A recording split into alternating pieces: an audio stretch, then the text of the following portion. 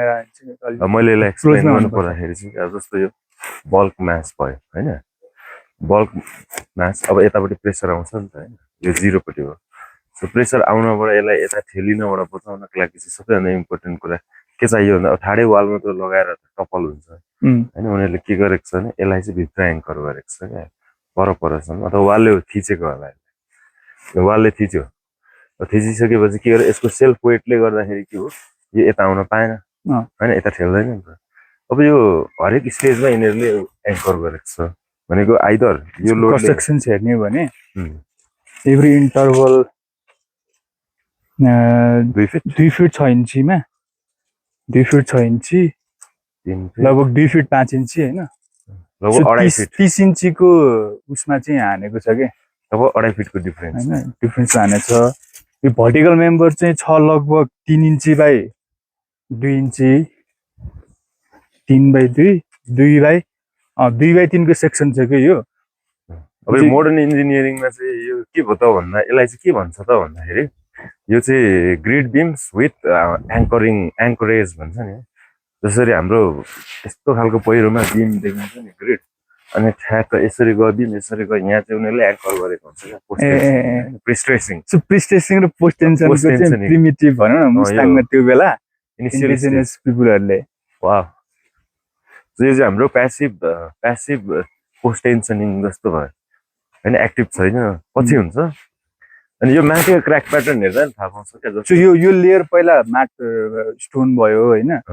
stone भयो माथिको चाहिँ र्यामडट छ यो दुईटा भर्टिकल सेक्सनको बीच चाहिँ centre 5 fit 2 inch 5 fit 2 inch यसलाई 5 फिटको रेफरेन्सिङमा मानौँ हैन यता राखौँ त यो पनि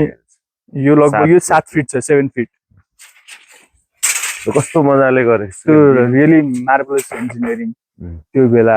अर्को इन्ट्रेस्टिङ चाहिँ यो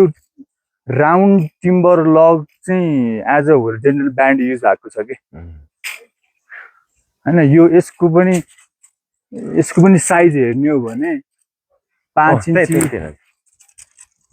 5 इन्च राख्दौ न हामी भुइँमै राख्दौ 5 इन्च बाइ 5 इन्चको टिम्बर होरिजोन्टल ब्यान्ड छ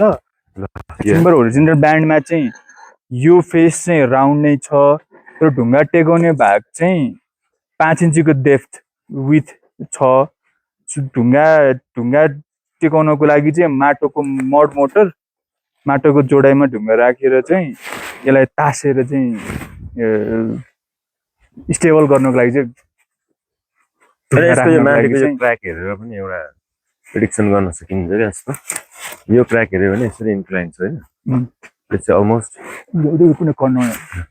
अब यो क्र्याक हेरेर अराउन्ड 45 डिग्री छ नि त हैन यतापट्टि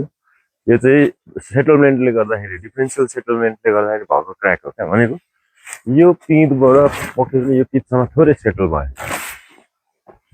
केही कारणले गर्दाखेरि सेटल भएर यो क्र्याक चाहिँ के भयो माटो यसरी सेटल भयो यताको चाहिँ सेटल भएन त्यो क्र्याक भयो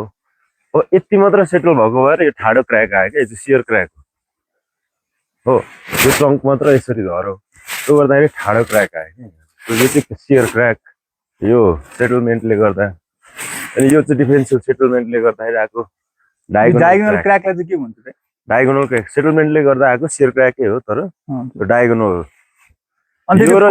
कर्नरको भर्टिकल क्र्याक चाहिँ अनि यो कर्नरको भर्टिकल चाहिँ के मेबी यताको भुइँचालो आउँदाखेरि यो म्यासले यसलाई यसरी ठेल्दाखेरि अलिकति उछिटिएको हो क्या यो यता जाने वाल यो वाल र यो वाल बिच डिस्लोकेट भएको हो यो वाल चाहिँ सियर क्र्याक यति यो चङ्क मात्र थोरै दबिएको छ उ त्यो क्र्याकको छेउदेखि यो क्र्याकको छेउसम्मको भाग चाहिँ थोरै लच्क्यो अथवा कुनै बिम थोरै लच्क्यो अथवा भित्रको मोटारको चाहिँ पखालियो अनि अर्को इन्ट्रेस्टिङ पार्ट चाहिँ यो 2 इन्च बाइ 3 इन्च 2 बाइ 3 को भर्टिकल टिम्बरलाई चाहिँ झन्डै 4 इन्ची बाइ भित्र डेप्थसम्म गएको छ यो चाहिँ यो चाहिँ सो 4 इन्चको टिम्बरलाई चाहिँ हातले चाहिँ पाल पारेर चिसेलिङको टेक्निकबाट त्यो बेला सायद पाउने भनेको त्यही खोप्ने कुराहरू त थियो होला नि त्यसरी लक गरेर छ अर्को चाहिँ यो टङ एन्ड ग्रुप जोइन्ट भयो मडमटर हेर्ने हो भने कति अहिलेसम्म पानी खाइसक्यो होइन यो हेर्नु न यो मडमटरको कम्पोजिसन हेर्ने हो भने यहाँ हुन्छ यसको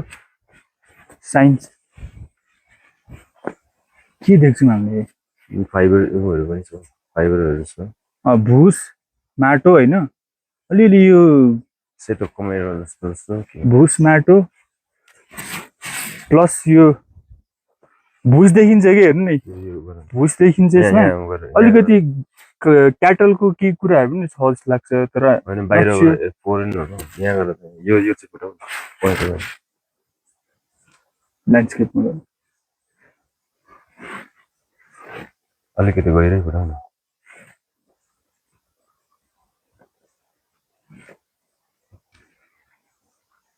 कम्पोजिसन चाहिँ यो कम्प्लिटली उनी रहेछ सिल्क एन्ड स्यान्ड यसको चाहिँ टोटल लेन्थ नापौँ न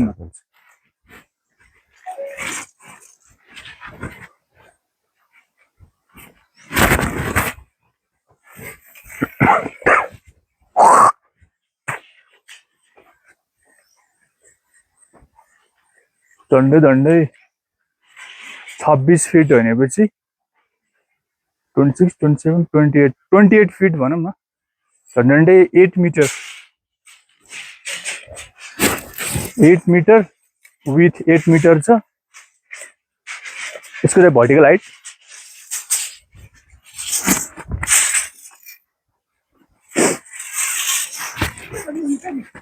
यो पुरानो चिज अहिले त्यो बेला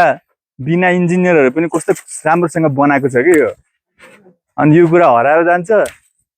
अनि यो त्यो बेला हेर्नु न काठबाट अहिले त कहाँ सक्दैन काठको कति वर्ष भयो होला यो तिब्बतनले बनाएको है ए यसलाई के भन्छ यसलाई यो तरिकालाई ढ्याङ भनेको चाहिँ माटोले बनाउने घर होइन डम यो माथिको चाहिँ घ्याङ हो माथिको चाहिँ घ्याङ हो ए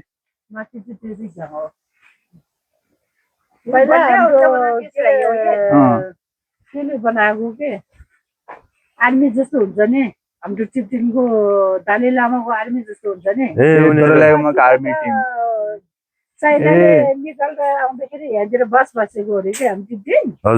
अनि बस बस्दाखेरि नि अर्काको जग्गामा आफूले काम गरेर आफूले गरेर बनाएर बसेको अरे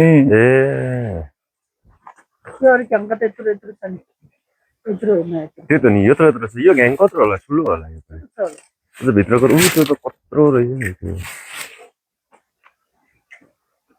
होइन ठुलो त्यो पुरानो पुरानो